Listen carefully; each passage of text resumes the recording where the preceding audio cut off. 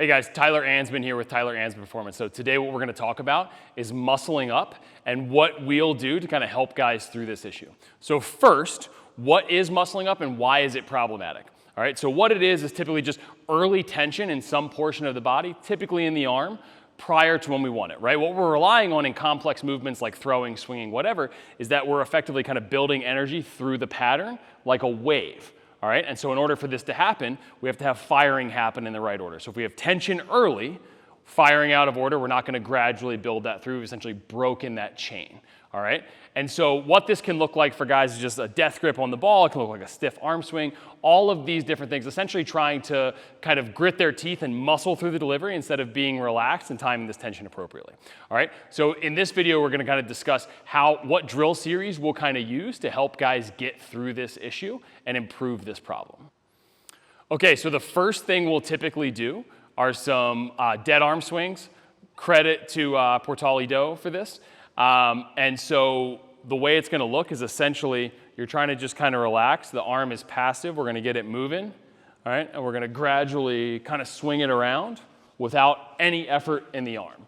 All right, there are better demos than mine on that, but that would essentially be how we would start. Okay, so we'll kind of take it from those very general dead arm swings. We'll go into kind of a figure eight tento. So we're going to let that shoulder just dangle.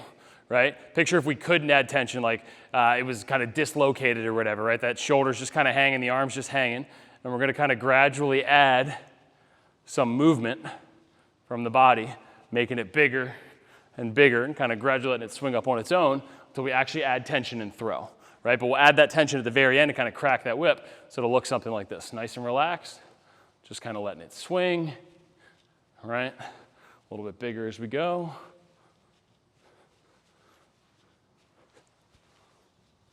And add that tension at the very end, right? Cracking that whip at the end so we're firing stuff in the order that we like, gradually building that energy.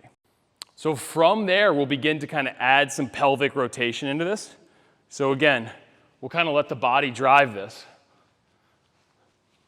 We'll go through it nice and easy, letting that torso and that pelvis kind of drive this swinging, and then we'll take it up into the throw. All right, so we're kind of gradually adding this, right? We're going to let the swing become bigger and bigger and bigger, and then at the last second, we're going to add some tension. So our final piece here would be to add some linear momentum. And so kind of what that's going to look like is we can go one of two ways. So we can kind of bring this kind of dead arm swing into a walking windup, or as we're going into a walking windup, we can do kind of a bigger arm swing and overhead movement as we go into it. Both will kind of drive the same purpose of rhythm, so we'll demo both here. All right, so with the dead arm swing, nice and relaxed, right? This one's going to be a little bit harder to sync up, but we'll essentially take a step in, up, and go. All right, the overhead move may be easier for some guys to kind of sync up the timing of this. So as we go in, right, we'll step in, overhead, come on down, tap, and go. You can see that for me, I was much more easily able to sync that up. So that may be a good option for some guys. But both can work when we're talking about adding some linear momentum into it.